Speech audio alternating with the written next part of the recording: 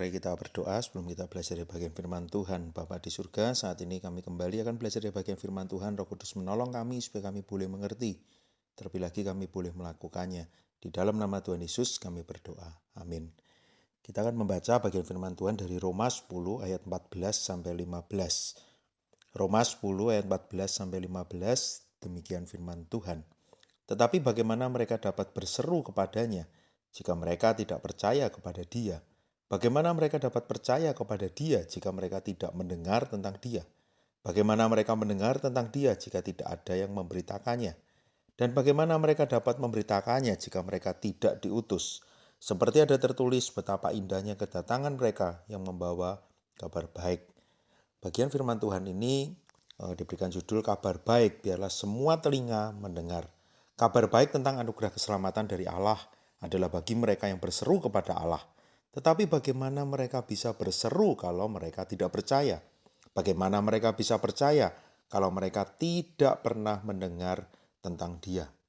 Tentu kita tahu, hanya karena anugerah dan kedaulatan Tuhan saja seseorang bisa percaya kepada Tuhan, termasuk kita. Siapa kita? Kok kita bisa percaya kepada Tuhan?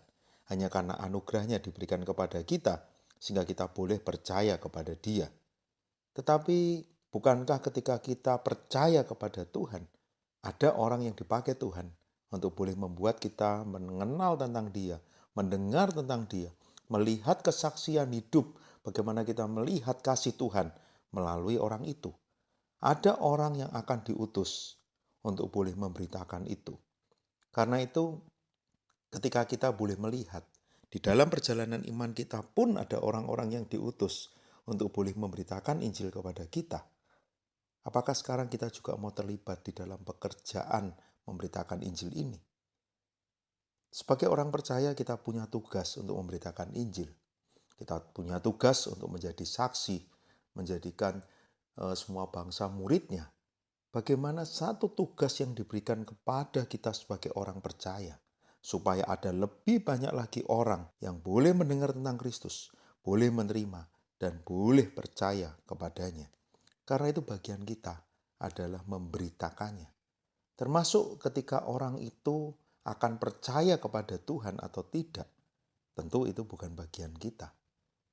Itu adalah anugerah Tuhan di dalam hidupnya. Sama seperti yang kita sudah alami. Tapi bagian kita adalah memberitakannya. Setiap kita harus terlibat di dalam memberitakan Injil. Seperti yang tertulis juga di Kisah Rasul 13 ayat 47. Kisah Rasul 13 ayat 47, sebab inilah yang diperintahkan kepada kami. Aku telah menentukan engkau menjadi terang bagi bangsa-bangsa yang tidak mengenal Allah, supaya engkau membawa keselamatan sampai ke ujung bumi. Terang ini harus terus diberitakan. Saudara, kalau kita lihat ketika perintah pertama untuk para murid di gereja mula-mula, mereka harus memberitakan Injil ke Yudea, Samaria, sampai ke ujung bumi. Bukankah sekarang kita di Indonesia sudah bisa mendengar Injil ini?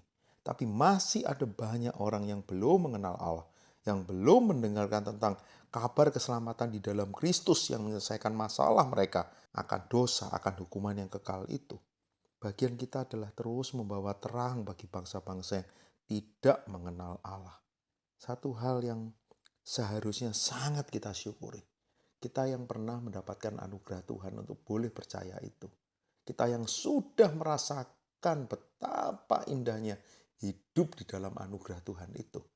Sekarang kita boleh ambil bagian untuk membagikannya kepada orang-orang di sekitar kita. Dan Kisah Rasul 13 ini juga menarik. Ada respon yang akan kita dapatkan. Ayat 45, akan tetapi ketika orang Yahudi melihat orang banyak itu, penuhlah mereka dengan iri hati dan sambil menghujat, mereka membantah apa yang dikatakan Paulus. Mungkin ada orang yang akan menolak. Tapi sekali lagi ingat, bagian kita adalah memberitakannya. Bagaimana respon orang itu bukan bagian kita. Bahkan bukankah orang yang menolak pun di dalam anugerah Tuhan. Kalau Tuhan berkehendak dan memilih dia juga boleh percaya kepada Tuhan. Mungkin kita dulu juga pernah menolak, tapi kita sudah percaya kepada Tuhan. Tapi yang indah di bagian Kisah Rasul 13, ada penolakan di ayat 45 tadi. Tapi kalau kita lihat ayat 48, Mendengar itu bergembiralah semua orang yang tidak mengenal Allah, dan mereka memuliakan firman Tuhan, dan semua orang yang ditentukan Allah untuk hidup yang kekal menjadi percaya.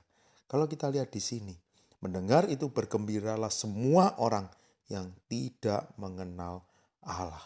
Satu hal yang luar biasa dari pelayanan Paulus dan Barnabas ini. Ketika mereka memberitakan tentang firman Allah kepada orang yang belum pernah mendengar, dikatakan bergembiralah semua orang yang mendengarkannya. Karena itu, Bapak Ibu Saudara, selamat melakukan perintah Tuhan untuk memberitakan Injil. Supaya lebih banyak telinga yang mendengar tentang kabar baik. Apapun resiko dari dan hasil yang akan kita dapatkan, biarlah Tuhan sendiri yang memampukan kita untuk mengerjakan tugas ini.